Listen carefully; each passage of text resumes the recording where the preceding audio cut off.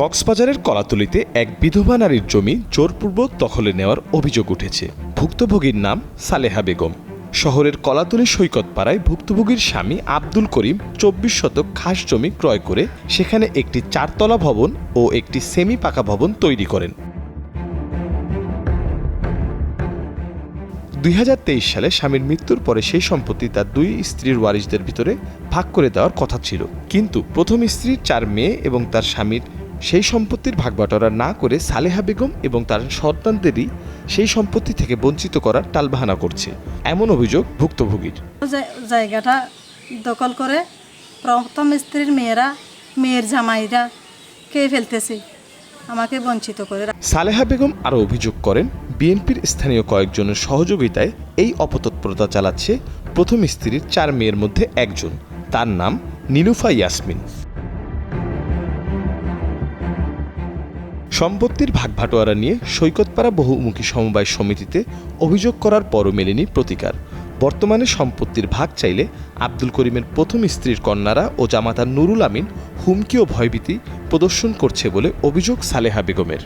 এমনকি আমার স্বামীর প্রথম স্ত্রীর ৪ কন্যা ও জামাতা নুরুল আমিনের প্রত্যক্ষ পরোক্ষ সহায়তায় জালিয়াতির আশ্রয় নিয়ে তারা একটি ভুয়া দানপত্র স্ট্যাম্প করেছিল ২০১৪ সালে।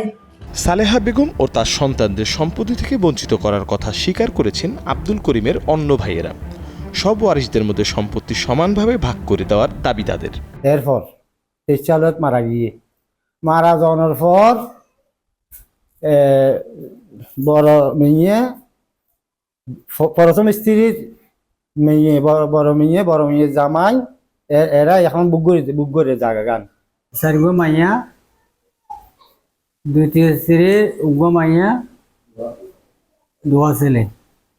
তাহলে কলাতলি যে জায়গা গান আছে ইতারা এখন দ্বিতীয় স্ত্রী বুকগুড়ি নগরে, তাহলে তারা বুকগুড়ের তারা টিয়া বছর এখন সমানভাবে আরা বাগবন্ড চাই।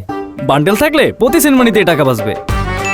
বিকাশ সেনমানি বান্ডেল কিনে জিতুন প্রতি লেনদেনে। প্রথম স্ত্রীর মাইয়া এবং জামাই তারা কক্সবাজার জিয়ান একখান আর মহাদ্রুর মতো জায়গা ছিল বিল্ডিং, তারা প্রথম স্ত্রীর ৪ মেয়ে ৪ জামাইয়ে দখলভুক্ত করে প্রভাব দাহাই সড় পরিবারের 2 ছেলে 2 মেয়ে তারারও কোনো টাকা পয়সাও না দেয়, তারা হুমকি তুমকি দিয়ে।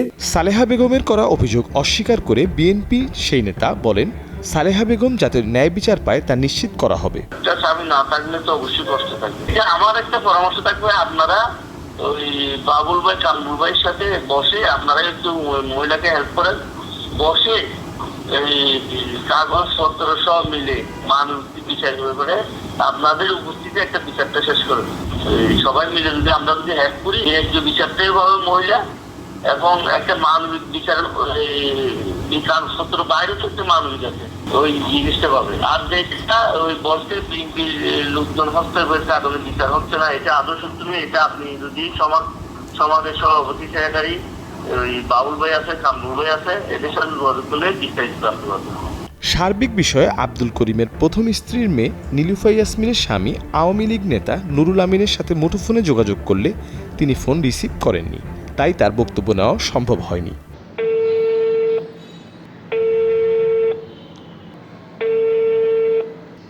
এদিকে অধিকার থেকে বঞ্চিত হওয়ার শঙ্কায় মানবেতর জীবনযাপন করছে সালেহা বেগম ও তার সন্তানেরা। অধিকার রক্ষায় কামনা করেন মাননীয় প্রধান উপদেষ্টার সহযোগিতা।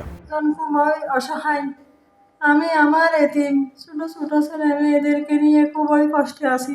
আমি মাননীয় প্রধান উপদেষ্টার কাছে সুষ্ঠু বিচার চাই এবং দেশবাসীর কাছে সুষ্ঠু বিচার চাই। স্থানীয় পর্যায়ে যোগাযোগ করে ঘটনার সত্যতা মিলেছে।